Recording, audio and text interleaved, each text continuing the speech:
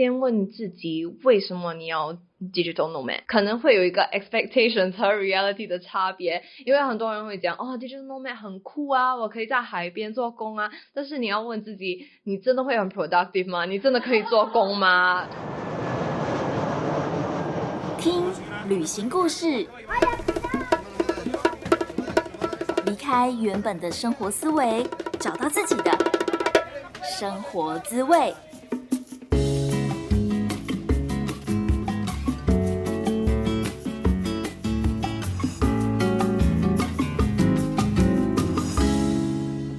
Hola, Hello, 萨瓦迪卡，欢迎收听贾斯敏游牧生活，我是正在泰国数位游牧的 Jasmine。我带着笔电、麦克风还有视讯镜头，在2022年展开了新的游牧生活。2022年上半年，我在泰国几个数位游牧民族最多的城市旅居，像是曼谷、清迈还有帕岸岛。而我在清迈的时候认识了一群好朋友，他们每个人都刚好在数位游牧的不同阶段，所以我就把他们一个一个抓过来访问。在之前的第50集的时候，我们访问过一群是在 IT 产业的数位游牧民族，而今天访问的4个人呢，他们的工作就比较多元，有的是做行销，有的是专案经理，也有人正在创业联盟行销，当然也有人是正想要转职想要创业的。4个不同的版本，希望可以透过他们的经验，让你来想想看，你认不认同他们的想法，或者是你想不想要也过上跟他们一样自由自在在各个城市移动的生活呢？也许你的想象是每一个数位游牧民族都已经很厉害很成熟，热爱他们的工作跟生活。其实以我的观察来说，不完全是哦。很多正在游牧的人，他们其实也有一点点茫然，或者是说他们可能是行动力比较强，他们是一边尝试然后一边旅行，再来看看到底自己喜不喜欢。今天访问的这一集有4个人嘛，那其中3个人是正在转职或者是创业的阶段，其实他们也不知道到底未来在哪里，但是正努力的尝试要往这条路上前进，而且心底深深的相信自己未来会成功。所以如果你刚好心里也是有很多的不确定，想要离职但是不敢贸然离开，或者是想要转职但是不知道是不是到了另外一个职业能不能够真的 work， 就是是不是可行的，甚至你可能想要创业但是害怕失败或是害怕赔钱，那么今天这集我想就真的非常适合你哦，也非常欢迎你可以把这集分享给相关的合适的朋友。而如果说你曾经想过想要在线上教华语，开始数位游牧的生活，但是内心也是有很多的不确定，不知道自己适不适合当华语老师，会不会误人子弟等等的，贾斯敏现在有提供华语老师的免费1对1咨询服务，欢迎你填写表单预约时间跟我聊一聊。而如果说你只是想要开始数位游牧，可是不确定自己到底该怎么开始准备，或者是有什么样的远距工作适合自己的话，贾斯敏和 Supermate Travel 的 May 将会在7月1号跟2号举办一场如何开始数位游牧的线上讲座。第一场适合零经验，还在探索自己的个性特质，不知道该培养什么样的远距工作技能。而第2场边旅行边工作的变现准则和工具方法，是我跟妹我们会直接分享我们的真实经验，我们是如何以语言老师的身份创立个人品牌到成立商品，这当中有什么样的行销准则和工具方法，都会在这场讲座当中分享。这也会是我们今年唯一一场你可以同时看到我跟妹在线上，然后可以跟我们一起面对面聊聊天的机会，所以千万不要错过咯。报名的链接就放在描述栏位。当然如果你有任何话想要跟贾斯敏说，欢迎你到 Apple Podcast 上面留言，也可以到我的 Facebook 或者是 Instagram 留言私讯，我的账号是 JasJourney115 JASJOURNEY， 然后是数字的115。好的，准备好了吗？我们马上来听这一集的数位游牧民族接力访谈。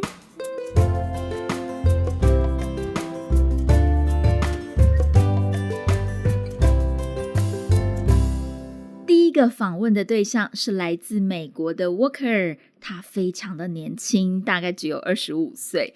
毕业以后第一份工作是到日本当英文老师，存到了第一笔积蓄之后，他决定用联盟行销来创业。但是因为创业的期间你可能要砸很多钱啊，而且没有收入，所以呢他就用泰拳的学生签证，选择先到了非常物价非常低的清迈长期旅居。这边我们要特别先解释一下什么是联盟行销。联盟行销就是你可以在自己创的网站上面写文章推荐商品，那只要有人用你的优惠码买东西，你就可以赚到一笔佣金。举例来说，如果说你想要买电脑，你不知道要买哪一台电脑才好，然后你看到一篇文章，那篇文章在比较5种电脑，而且呢这5种电脑都有给你优惠券，只要你用这个优惠券去买，你就可以省下500元。那其实这个笔电公司它也会付那个网站的人500元当作是佣金回馈，然后当然笔电网站自己人也有赚到嘛，就是也有人买他们的商品，所以联盟行销是一个3赢的状态。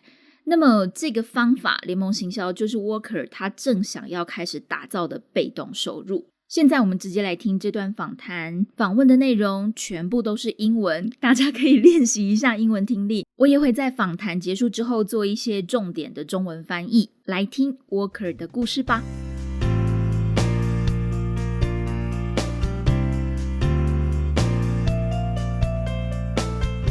My name's Walker, and I'm from America, and I used to be an English teacher in Japan at a high school in a small town. I did that for 2 years after college, and now I moved to Chiang Mai to start my own business.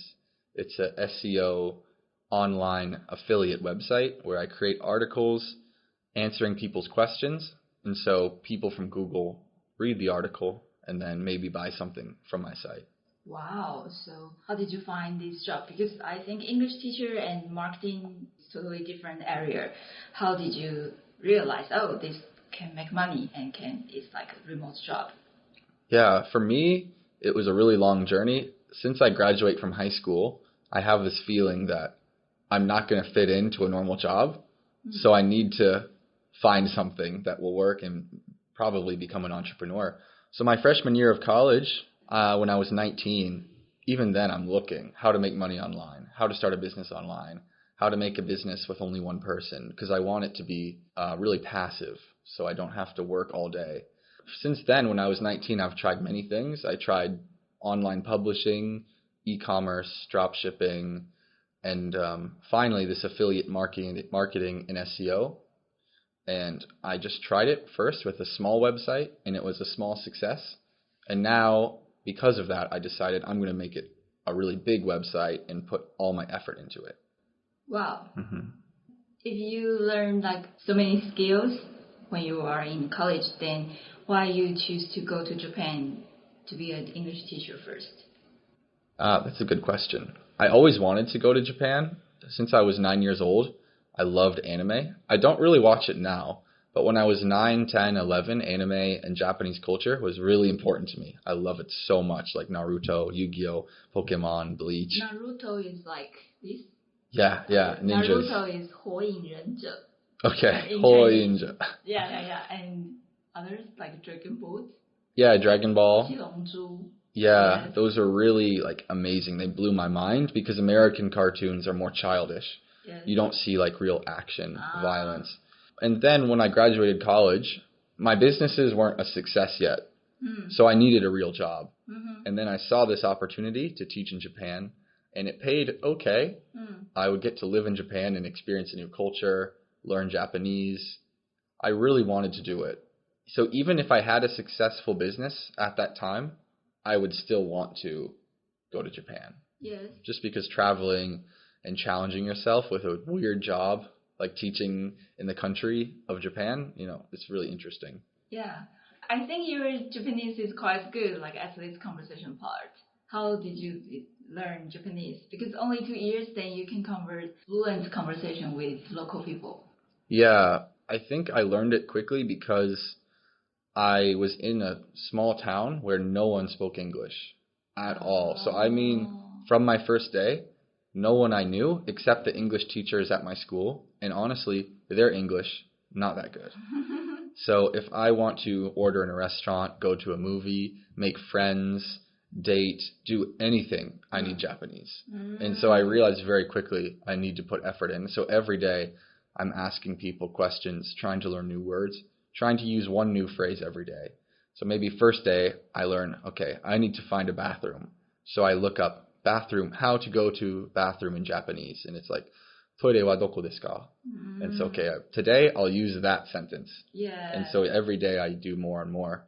But I really notice I'm not very good until like 1.5 years. Oh. So for the first 1.5 year, I'm really not very good.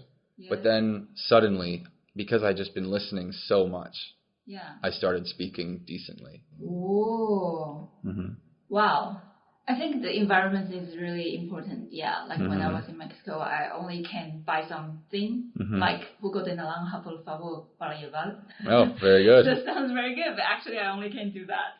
I can't have a local conversation.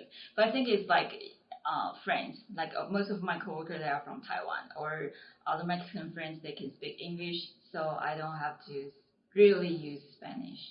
Yeah, so I think that is a good way, because I think like as a digital nomad, it's really important to have connection with local people, I think, at least some.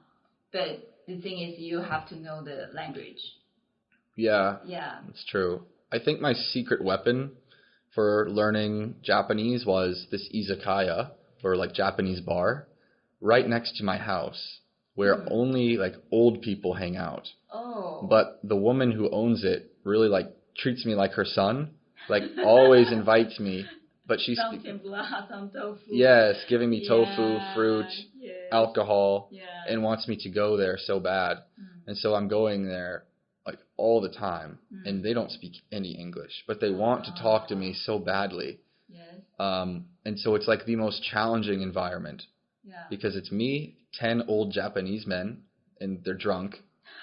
So I really need to learn, and they really just keep speaking. So they're good teachers, because no matter, even if I don't understand, they just keep speaking to me and keep talking. And so every night it's just more and more Japanese, and also doing karaoke. Oh. And that's a good way to learn as well, because you see the kanji and hiragana and katakana on the screen. Yeah. So I really think 50% I learned from this one bar. It's really cool. So how will you give the definition of digital nomad? Do you think you are a digital nomad? I think so, but right now not very nomadic, because I'm going to stay in Chiang Mai 1 or 2 years. Yes. And I'm not as attracted to the idea of like moving every 2 months or 3 months. Yes. I'd rather want to live like 1 year in several places. So now I kind of want to try Thailand. I also want to travel in Britain, maybe another European country like France or Spain. But mainly I want to like spend longer periods of time. But I think I'm still a digital nomad then, because I'm just working through my laptop. I can go anywhere. And if there's anyone want to start with like affiliate market, how can they learn where to find it? So I know resources in English mainly, but there's one YouTube channel called Income School, which is really good. They teach how to do it with blogging, or you can do it with YouTube. Really, affiliate marketing is really simple. You just need an audience. And so you have to decide, how do I want to create an audience? It can be with podcast, YouTube, blog, or even Twitch streaming. But really, affiliate is building an audience and then finding products they want to buy. How many articles do you have to create? Like how many contents you have to create until you have stable income per month? Yeah, it depends a lot on how successful the article is. Yes. But generally, I need at least 200 or 300. 200 or 300 articles? Yeah. It needs to be almost like a magazine where you're putting articles every day. And so my goal is by the end of this year to have like 500. You write on your own? No. I tried writing some, but I don't think it's realistic to write that much. And I like writing, but it's still really, really hard. Do you hire someone to write? Yeah, many someones. Wow. Many people, basically. I use we call it agency, like a company that has many writer employees. And I pay them and their employees basically, right? The most important part is called keyword research, which is finding topics in Google that don't have many articles.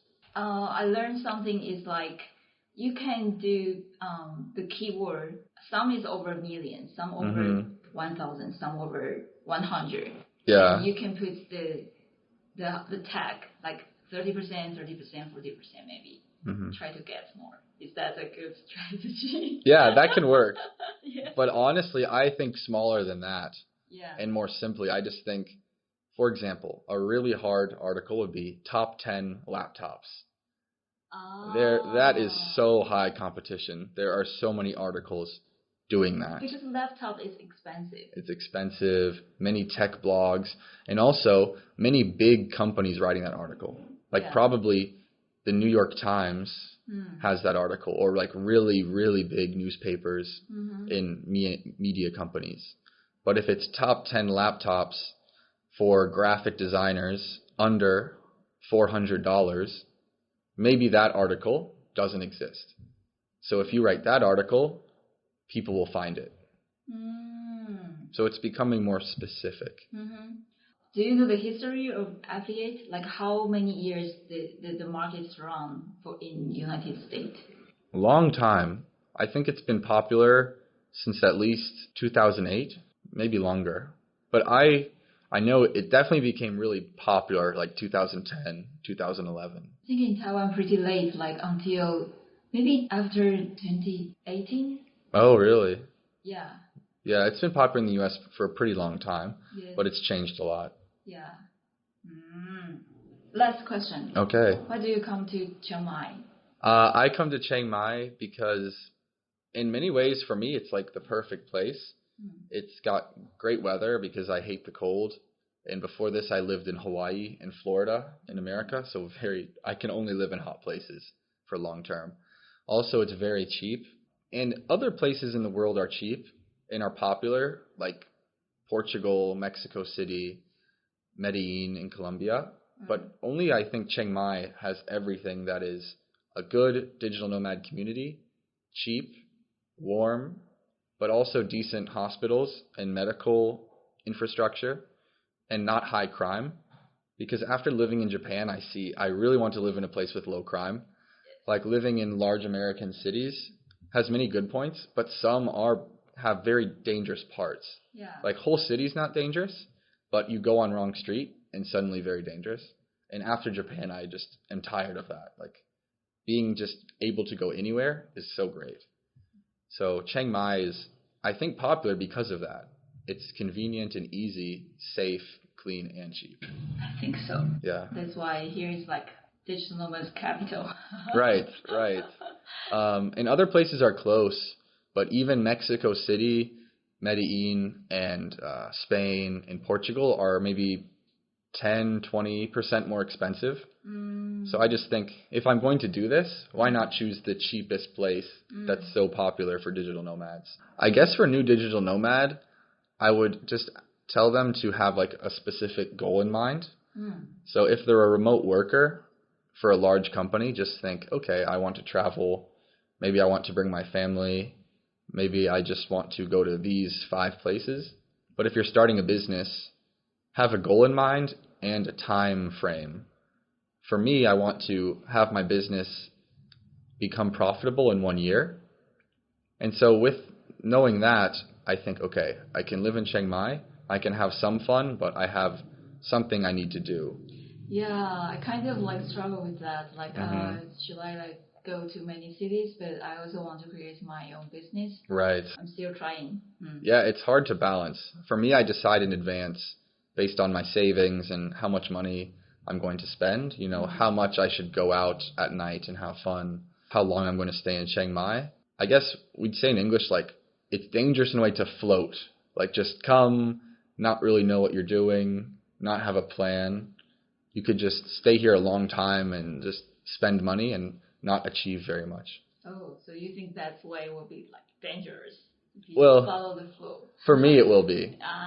For me, at least. Other people can manage it. And if you're just a remote worker, it's simple. Like, you just work normally, and then you can have fun or do whatever you want outside of work time. But if you're starting a business or you're a freelancer, you need to be more disciplined, more careful than just if you're staying at home. Yeah. Because even if you're a freelancer, you're in Chiang Mai and you realize, oh, it's been 2 weeks. I haven't had a client in 2 weeks because I'm just traveling, playing with elephants, partying and stuff. Yeah. How to build the confidence about the business? Because it's like you have to invest something first, no matter it's time or money. How can you believe you will success in the future? That's a good question. For me, a big part of the belief is I had small success with smaller website. So I think building up like that is helpful. Same with traveling. First, I live in Hawaii, which is far away, but still in America. Then Japan, where I have stable job. And now I can go to Chiang Mai and feel confident. And same with business. I do something small and has small success. Part of it also is just realizing even if it fails, it's okay.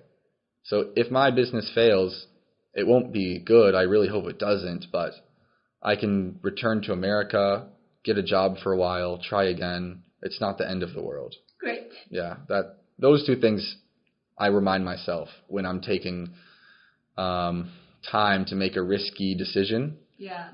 I think if it goes wrong, what happens and what's evidence it can go right. Yeah. And I think in percentages, I don't just think it'll definitely work or it definitely won't. I think there's a 70% chance of a small success. Thinking in percents really helps me stay calm. I think someone also asked me this kind of question because I have online course. And also like these days I interview many people in our coworking space and everyone's answer is like similar actually. Yeah. Like you just do it first. And then if not, you just go back to your original, just be an employee again. But I think I never heard someone really go back. Oh, yeah? They always succeed? Because we never think there's a failure. We never think we will go to that way. We just think, oh, there's a problem. So how can I solve this? So we'll go to the next step. And we found, I only get one client this month. How can I do? So I do more promote in different platform, and then I can get more. So it's like you have no time to worry. You don't have time to worry. The time is just like make the business better. So yeah, that's true. It's not just a big failure. You wake up one day and it's a failure. It's just as many problems that you can solve one by one. Yeah, and that's true for me too. I can work freelance or do something else if I need money or I need to stay in Chiang Mai longer. Yeah. Cool. I think that's all. Okay. Thank you so much. Thanks, Jasmine. Thank you. I enjoyed the show.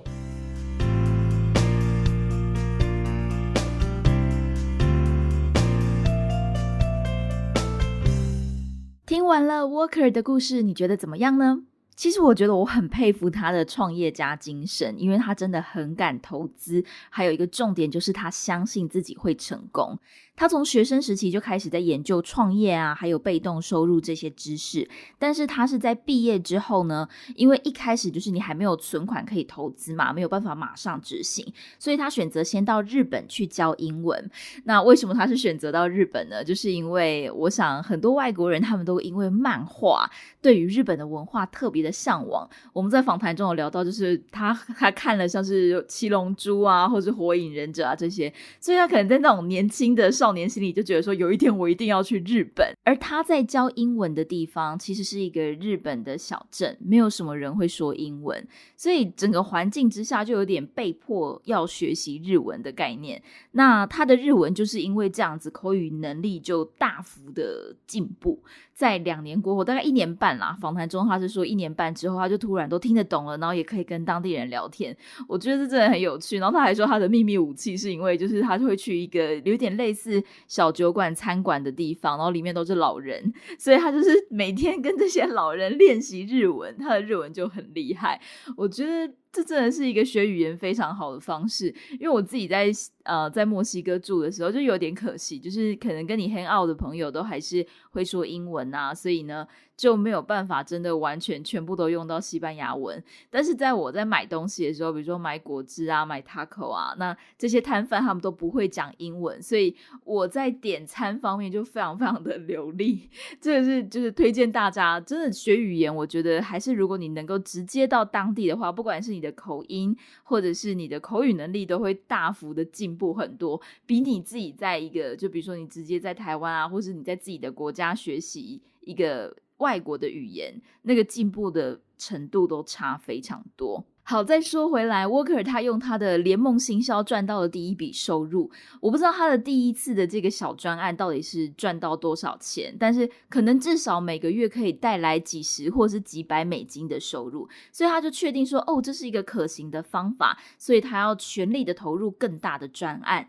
那这边我也要补充一下虽然说我们如果说你有了解过联盟行销，可能会觉得哇听起来很棒是一个被动收入，然后是不是我整个投资下去之后就可以赚大钱？但其实以我对于联盟行销的认识来说，除非你真的要产量很大，然后你的网站流量很高，或者是说你卖的东西单价很高，否则我觉得是蛮难单靠联盟行销就赚到足够的被动收入来当你的生活费或者是旅费。像是在访谈中 Walker 他有提到他是花钱请人写文章，我们简单估计一下，一篇文章便宜的话可能也要1500台币左右，那他一年希望可以产出200甚至是500篇的文章，所以保守估计1500乘以300篇文章，那就要45万台币的投资所以这其实也不是一个小数目。就是因为这样，Walker他选择住在物价很低的清迈，希望可以节省生活费的支出，然后在这1-2年内可以看到他的事业成功。我觉得他是一个很典型的美国人，就是很有自信，然后很幽默，很爱开玩笑，几乎只要他在的地方大家都会被逗的就是糗嗨嗨。但我觉得另外一个很有趣的是，他有跟我分享他刚到日本的时候就很常吃闭门羹，一方面因为语言的隔阂，所以你能开玩笑的事情可能没那么多，然后一方面是你不确定他们的文化，就是日本人比较拘谨，所以有时候会不确定说这个玩笑会不会开过头，还是说这个玩笑讲完以后怎么对方都不笑，他就很尴尬。另外一方面我觉得很多美国人都很有自信，这也是他们的算是个人主义展现的这个文化，那跟华人的千冲为怀就完全不一样。常常我会觉得比如说一个美国人跟一个华人，他们的程度也许真实的成分都一样是只有80分，但是也许美国人就会说他是100分，那华人可能就会打个折，就说没有啦，我没有这么好，就是哪里您太客气了这样。但我觉得在一些时候确实你可能要先装一下，就如果你先装说你是100分，或者是说你先把你的目标、你的设定或是你的梦想定大一点，你就会慢慢的往这个100分前进，然后很多事情装久了就会成真了就提供大家就是一个方法参考看看。那接下来这位访问对象呢，我觉得他就综合了东方跟西方，他是来自澳洲的 Neil， 他是移民到澳洲的华人，所以我觉得他结合了东方跟西方的优点，也就是说有西方的敢做梦、敢追求愿景抱负，但同时也是一个很聪明、努力踏实、有真材实料的人。嘿，你也对华语教学有兴趣，但是不知道该如何开始吗？贾思敏现在提供华语老师的免费咨询服务，如果你也想透过教华语展开数位游牧的生活，欢迎你填写咨询表单，表单的连结就放在描述栏位哦。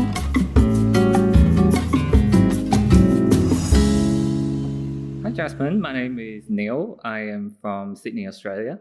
I used to be a chartered accountant working in external financial audit, and I just quit my job 2 weeks ago to come to Chiang Mai to look for some inspirations. And I am looking to get into coding, into the tech industry, and I'm also looking to build an online course focusing on the IELTS preparation market. So you must make a big decision for yourself, for your life, try to figure out something new. Yeah, I would say it's kind of a big decision because I am choosing to walk away from a comfortable life that I was so used to and choosing something that I am uncertain of. But I think I have quite a bit of confidence in myself and just to try it out for a bit, for a year, at least for a year, and hopefully make something out of it. so that I don't have to go back to the old job. That's the goal. Do you have any plan, like what kind of remote job you want to prepare or do research? I would like to be an entrepreneur, so I would like to start my own business. And the reason I'm doing coding is so that I can use the knowledge of coding to enable me to put my business ideas into like an executionable blueprint. Yeah.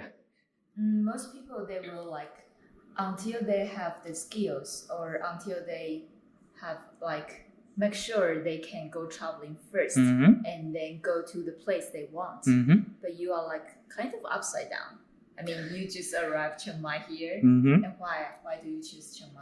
I think I am a very goal-oriented person. So if I know what that vision or like the ideal state of life that I like to lead, I think I am much better at coming up with like tangible action steps and solutions in order to get to that. And the reason I'm coming to Chiang Mai is because I know that Chiang Mai is like a digital nomad capital, and I want to come out here and experience what life is like and what is possible, so that I know what that vision is like. And then I am taking steps. For example, I'm going back to Australia in like 2 days' time and getting to a coding bootcamp, and that is like sort of a first step into that entrepreneurial journey. And I think I quite like Chiang Mai, and I think I want to come back. It's a very special place.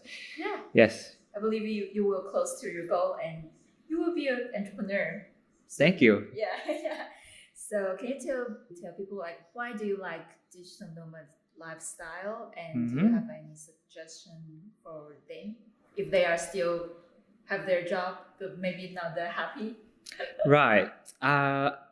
Like, first of all, I do have to point out that the digital nomad life is not necessarily for everybody, because I think I recognize within myself that I have this thirst for new experiences and new stuff that I haven't tried before. I like to step out of my comfort zone.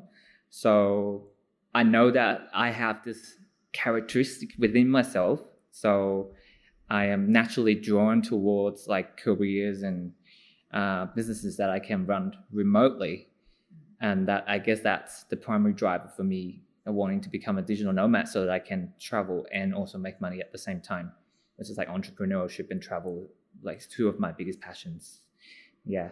And I guess for people who are thinking about this, and I think the very important first step for them to do is to understand who they are as a person, what kind of lifestyle do they desire. It's not necessarily going to be digital nomad, even though if they're not satisfied with their job, they should really look inwards and think about the stuff, the type of things that they don't necessarily agree with, and then also think about what kind of lifestyle they really desire. Yes. It could be digital nomad. It may be like a different job in a different industry that involves like, I guess, different responsibilities. So it doesn't have to be digital nomad, but it just so happened that I would like to be a digital nomad because I like to be everywhere and see new things. And then I also want to build my own business.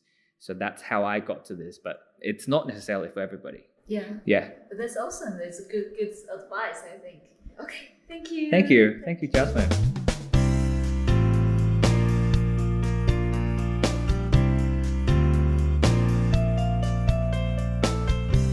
Neil 他在30岁左右就离开了稳定高薪的会计师工作，开始学写程式。然后呢，他想要透过这个技能开始创业，开始他的游牧生活。而他比较安全保守的做法，就是先存到2年的生活费，让自己可以无后顾之忧的投入这个转行的计划。所以如果说你也是可能会担心顾虑比较多，也许你就可以参考 Neil 的做法。那另外一个我觉得很有趣的就是说，当你还生活在原本的环境，你可能蛮难相信自己的未来投资啊、转行啊、创业啊可能不一定会成功。那你要怎么相信自己可以？其实你就是想要先看到，或者是说你身边有这样子的朋友。所以Neil他一个很聪明的做法，就是他先把自己丢到清迈几个礼拜，先去认识数位游牧民族的朋友，先去看看数位游牧民族的生活长什么样子，这样子就可以更确定这是不是他想要走的路。短短几个礼拜结束之后呢，他就回到澳洲继续进修 coding， 准备人生的下一段路。那其实呢，我之前在一起游牧的这个脸书私密社团有用中文直播访问Neil，访问的片段就放在我的 YouTube 频道，如果说你有兴趣的话，也可以去听听看哦。我觉得在今天最后这段的访谈当中， Neil 他给的建议非常好，就是数位游牧的生活虽然听起来很酷，可是呢我觉得这并不是适合每一个人，因为我们常常会因为就是觉得说这好像是一个很少人在做的事情，或者是说甚至你的朋友可能还没有听过什么叫做数位游牧，如果说你就已经告诉他说我要成为数位游牧民族，我要开始做了，然后好像我就是走在时代的尖端，很炫很棒，但就真的还是要自己去试试看啦，然后才会知道说到底你是不是喜欢这样子一直移动啊，或是一直去认识新朋友，就是这是一个其实不是非常安定，跟我们原本一般的上班族或是原本大家对于生活的既定印象是蛮大的不一样的。但不管怎么样，如果说你尝试过了，就不会有任何的后悔，或是你可以告诉别人说我试过了，但我不喜欢，对不对？接下来这位受访对象他就是典型的这个状况，他尝试过旅行，尝试过数位游牧的生活，但是他发现他好像没有这么喜欢，他比较想要定居在某一个城市，或者是说他想要选择2-3个国家，这样子轮流住轮流生活就好了。他就是来自英国的 Chris。 现在我们就来听听这一段很有质感的英国口音访谈吧。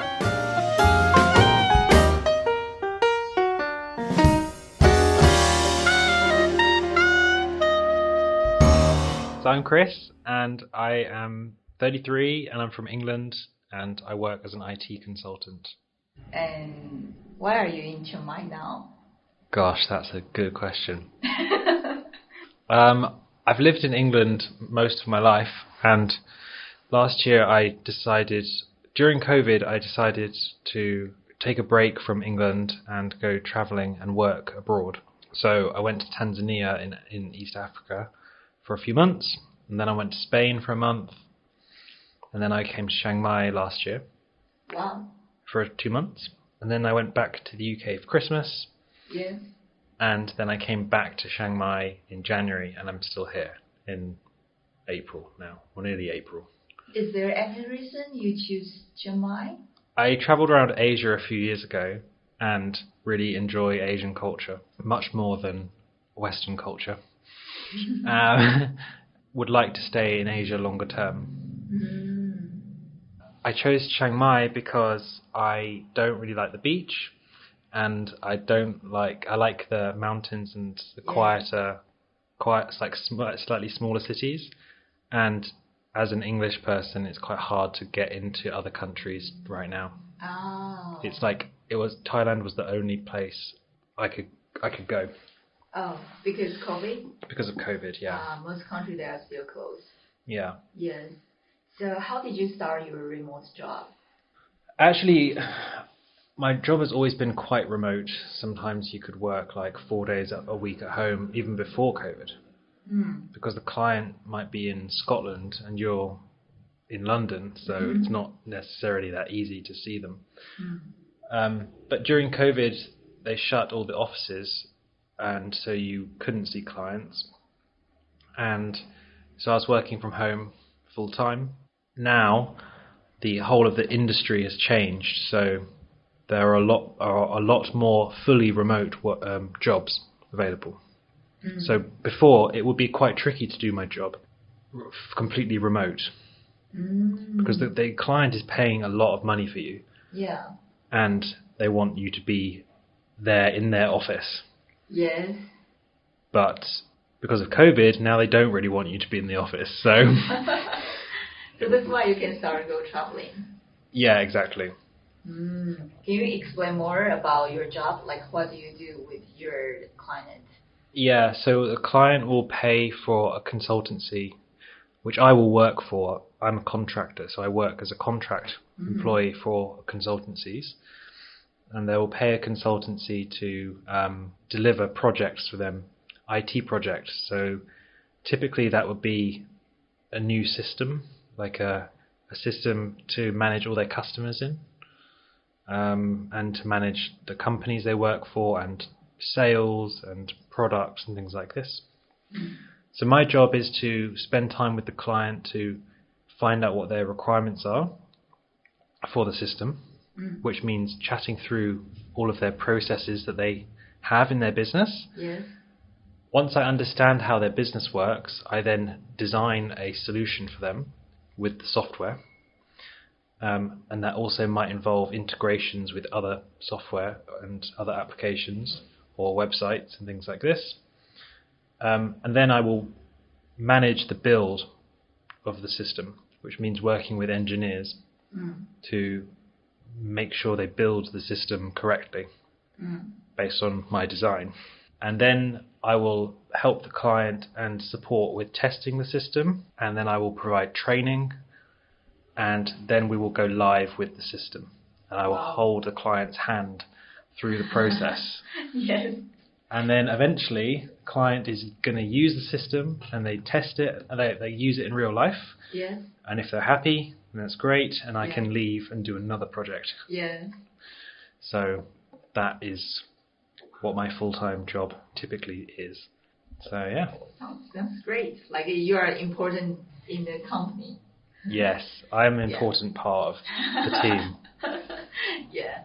So I have to basically manage the client, and I have to manage my engineers. So it's like, it's very technical sometimes, and sometimes it's not technical at all. It's all about people. Yes. So because COVID and you want to explore a new place, or why do you start the digital nomad life? A few years ago, I went traveling around Asia for 6 months with a friend. Yeah. And I quit my job, and I just went around Asia, had an amazing time. After that 6 months, I came back to the UK, and I said, right, I'm going to work for 3 months, and then I'm going back to Asia, and I'll get a job in Asia. And then COVID happened. And then I was stuck in the UK for maybe a year and a half, working remotely on this, doing my job. And then I decided I need to go back out to Asia soon. I started in Tanzania, which is obviously not Asia, but yeah, how was Tanzania? It's like a mystery. I don't know anything there. Yeah, it's an amazing place. It's so beautiful, and people are so nice and friendly. Is that like a big city, and what do they have there? Like, is it a beach or is it a mountain or? Yeah, you have Mount Kilimanjaro, like the tallest mountain, and you also have beaches and like tropical Zanzibar as well as like a tropical island next to Tanzania. Yes. And there's lots of wildlife like safari and elephants and giraffes and things. Lots of animals. Yeah. Yeah. I have some family who live there, so that's why I went there. Yeah. So yeah, but Asia makes more sense for me because I like I enjoy Asian culture more. But I didn't necessarily choose a digital nomad lifestyle. So like, what's your plan next? Like right now, I'm not working. Yes. And I don't want to continue working as a digital nomad doing IT. Oh, why? Because I'm trying to start up a company in Tanzania. And I don't want to work in IT anymore. Yes. And that will mean that I'm no longer a digital nomad because I will be setting up a company in Tanzania and probably living in Tanzania for a long time. Yeah, that's cool. I can go visit you. Of course you can. Yes. Definitely. Anytime. So, and even when I got to Chiang Mai last year, my friend was saying, he's like, you're a digital nomad. You're a digital nomad. And I'm like, I'm not a digital nomad. I don't consider myself to be, which is a bit strange, but actually I am because I'm working online. Yes. And I'm in a country, and I'm just moving around Thailand.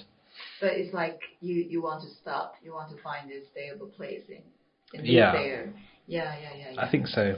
Or at least have one or two places I can jump between. Like my dream would be like to live in somewhere like Taiwan, but then have business in Africa. So Taiwan is like holiday place or retire place. Yeah, something like that. Yes. So that's the dream. That's the dream. It's great. Because digital nomading is great, but I think it also gets like a bit tiring after some time. Yeah, a little bit. Chiang Mai is my first foreign country city as a digital nomad best. So I don't know future actually. I will try for as more city I can move. I will try, and we will see what's my feeling. Yeah. You should come to Africa for a while. Yeah, for sure. If the internet is good enough, I will go there for sure. Yes. It's quite good. Yes. It's quite good. Great. So see you in Africa. Yeah. Okay. Thank you. Cool. No worries. Thank you. All right.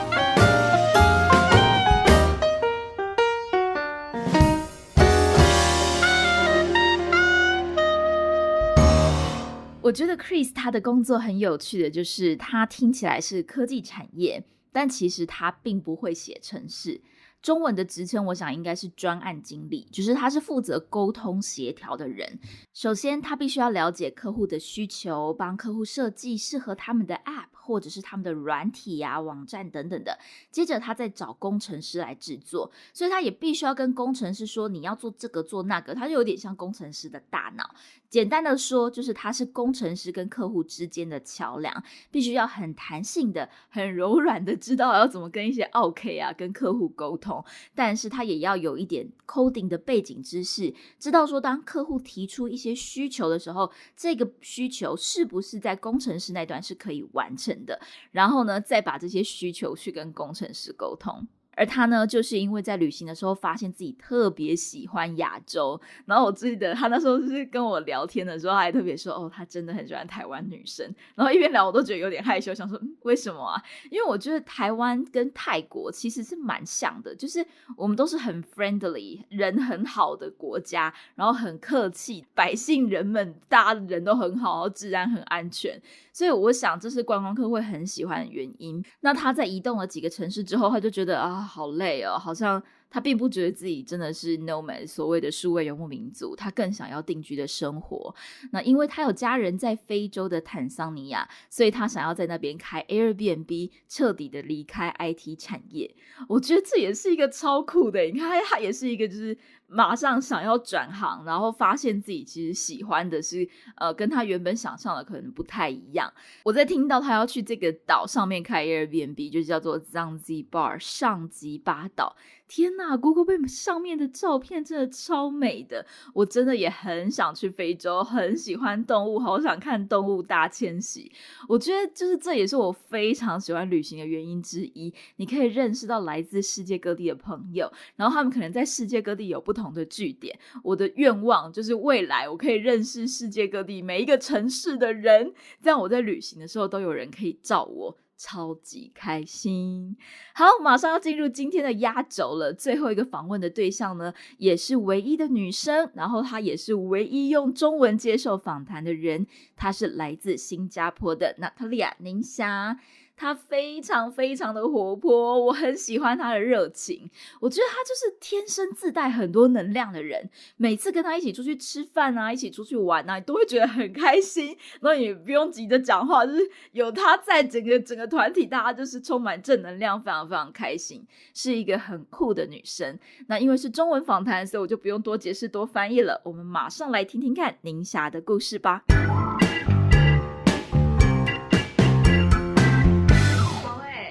我们的第一个会说中文的要接受中文访问的人，太高兴了，所以请先自我介绍一下，你是谁，然后你是哪里人，然后你现在在做什么工作？我是宁霞，我来自新加坡，我现在做销售人员 from a tech company fintech， 所以是一个像是科技公司的销售人员。对，所以你为什么会来清迈啊？我想做 remote work，然后我想这里 Southeast Asia 好像 WiFi 不是很好，所以我想只有3个国家 WiFi 蛮好的，第一个是 Vietnam， 第二个是巴黎 Indonesia， and 第3个就是泰国，所以我选我不喜欢 island 我不喜欢海边，我不喜欢海边，也不知道怎么驾摩托车，所以我觉得清迈比较好，因为有一个 Old Town， 所以我可以走来走去，最方便的。很聪明耶。所以你的工作是可以让你远距工作的吗？可以。是你有特别跟老板谈吗？还是说就刚好本来就是一个 remote job？我要跟老板谈。如果我没有 work rights， 好像我不是一个 citizen 还是一个 resident， 我只可以在这个国家2个星期做工。所以他们可以让你在远距工作，但是他们还是规定你不可以离开新加坡超过2个礼拜。对对对，可能有一些居民证或是税的问题是吗？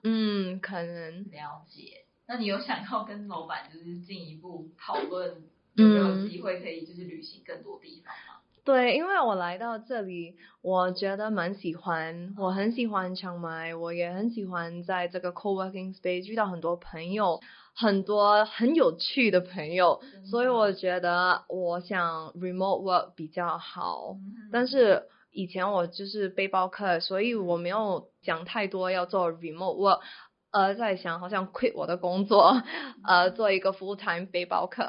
我也希望我可以这样，就是存够满额钱就好好的去旅行。所以你这样子的就是 nomad life 已经多久了？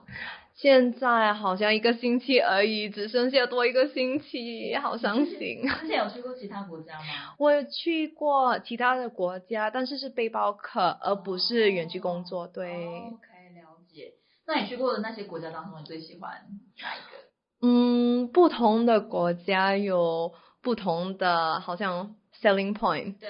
我觉得食物最好吃就是意大利。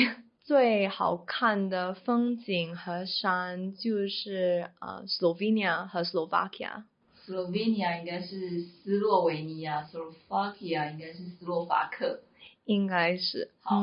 所以你当初是因为喜欢旅行开始去找远距工作吗？还是说契机刚好？因为我本来就是想去 Georgia， 是那个国家靠近 Armenia、Azerbaijan 和 Turkey。我想去那边得到 work visa， 因为他们有一个 digital nomad visa， 说我可以在那边工作好像3个月。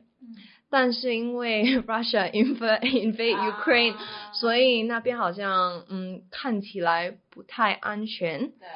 所以我想 OK， 可能我可以试一试远距工作，来一个比较附近新加坡的地方。所以我想泰国比较好吧，东南亚这个地区吧。对。那你最一开始是怎么开始这个工作？就是你怎么拿到这个 offer 的？是你本来就是相关的背景的人吗？怎么做一个 fintech salesperson 对吗？对，就是你怎么有办法找到一个远距工作，也就是你现在的这个工作是怎么开始的？这个工作不是一个远距工作，因为我的 contract 还是新加坡的。对。但是因为以前我做销售人，以前我在 Skyscanner 做销售人，所以从那边我很喜欢销售，然后我还是去找其他的销售 type of job。因为疫情的关系，所以 Skyscanner 不是很好嘛。对。因为 very few travelers， 所以我去想一想什么 industry 比较好，所以 fintech 很 popular 现在。支付。fintech 是什么？支付。支付。tech company 好像 Alipay、WeChat Pay、PayPal 这种。对。那个很 popular， 所以我去找一个相关similar job。你等于这个礼拜你来有点像是体验了对 digital nomad 的 life。你觉得呢？你有看到什么优缺点吗？我觉得 digital nomad life 蛮好，因为这里很多人也是在做工。对。如果很多人不在做工，我觉得有点难，因为很多人会说今天要去这里，今天要去那里，然后我不可以去，我就会很伤心。但是因为这个是一个专门是 coworking space 嘛，所以很多人都可能是自己的创业家，还是做 remote work， 所以觉得还 OK， 因为我们好像9点到5点我们还在做工嘛，所以是 normal working hour。对。所以放班后我们可以去游览所以我觉得这个 schedule 蛮好的。缺点就是因为我在家里有很多东西，好像我有2个 monitor， 我有一个 standing desk， 我有一个很 comfortable 的 chair， 我的 wifi 也是很好 and 在家里父母都帮我买食物吃，所以我不用去特别 order 外卖，还是走去吃饭，所以我觉得比较 productive。真的。因为我是销售人，所以每个 quarter 我有 sales target， 所以好像 at the start of the quarter 他们会给我你要什么 quota 要卖几个 contract 这种，所以我觉得如果很整个 quarter 都是蛮 chill 的，不可以，我不会达到我的 sales target， 所以我觉得那个 productivity 蛮重要的。所以你可能会分季节，不同的季节，然后有的时候比较 chill 的时候就可以出去，可能到处玩一下，然后但其他时间可能就回到新加坡工作。对，因为现在是 end of quarter， 所以我来清迈的时候只剩下2个星期 so end of quarter 我已经达到我的 sales 的目标了，所以我不用做很对，所以现在可以 chill 一点，但是如果新的 quarter 来好像 April我就会更 busy。 如果有人现在要开始数位游牧了，你会给他什么建议吗？如果他们要做 digital nomad， 对，他还在决定，在犹豫，想说这样真的好吗？可是我好像又比较，就像你刚刚讲的，我好像比较适合稳定的，可是又想试试看看这个世界。我会说先问自己为什么你要 digital nomad，是不是你可能会有一个 expectations 和 reality 的差别，因为很多人会讲digital nomad 很酷啊，我可以在海边做工啊，但是你要问自己，你真的会很 productive 吗？你真的可以做工吗？你真的喜欢海边吗？还是你喜欢拍照跟你朋友想分享你在海边？所以我觉得先要问自己为什么你要做一个 nomad，因为 digital nomad 有好有坏嘛，所以你要看你是不是有 realistic expectation 嘛。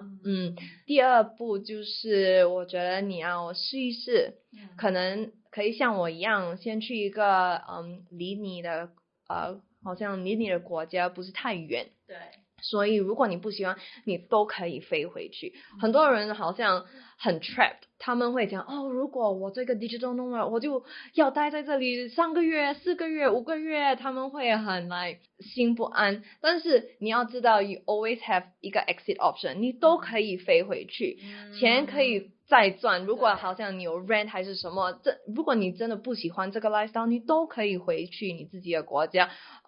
所以我觉得试一试 OK。第三步，如果你选要试一试，要想什么国家，为什么你特别选那个国家，你会有什么 infrastructure， 好像你有一个 coworking space 吗？如果你每天都待在你的 airbnb 我觉得不太好，因为你会好像很 lonely 啊找不到朋友。 and before you go 我觉得你要看 Facebook， 好像有很多清迈 expat， 有台湾 expat， 有很多国家有自己他们的 expat group 和自己的 events group， 所以你可以参加看是不是那边很开放，很多 restriction 吗？还是都可以有 nightlife 啊，可以去酒吧这种，所以你要做一点 research 看那个国家好吗？那个城市好吗？ then 当然要去咯要试一试。好我觉得你真的很适合当 life coach 这是你人生的就是终极目标吗？对，我很喜欢做一个 life coach， 因为我觉得很多人很 trapped in 他们的 mindset。 对and 这是我做节目很大的原因。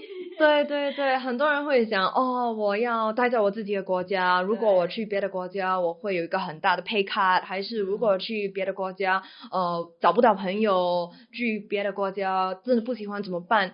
很多人会觉得好像我会讲这个sentence they are thinking in binaries， 还是 A 和 B， 但是我觉得人生是一个 spectrum， 你可以有很多不同的 decision， 很多不同的选择，你不可以觉得只有2个选择。还有 C 跟 D 跟 E 的选择。对，好好的，谢谢，拜拜。谢谢，拜拜。我们听完了4段不同的 digital nomad 的故事，不知道你喜不喜欢今天的这集节目，还是说听完他们的故事会不会让你觉得他们状态可能跟我也差不多啊，其实你可能也很有本事可以开始数位游牧了，对不对？老实说，这样的访谈节目在制作上真的是花了比较多的时间，然后这一集又就是我自己在制作上，我的技术工程方面麦克风出了一点问题，所以录了好几次。但是我觉得我真的很享受访问朋友啊，然后包括在剪辑他们的音档的时候，我都一直在傻笑，很像白痴，就感觉很像重新看到他们一样。然后在写稿的时候也特别的兴奋，所以这也是我就是很开心可以在做的事情。那更希望的就是这些故事可以带给你更多的勇气，或者是可以让你看到人生当中更多不一样的可能性。如果说你特别喜欢谁，想要跟谁对话的话，都欢迎你可以直接私讯我，我会帮你转达悄悄话哦。今天的节目就到这边，非常感谢老天爷可以让你听到了我的声音，也很谢谢你听节目听到最后一刻，感谢你的收听 Thank you, gracias， 我们下次见咯 See you, adios， 拜拜。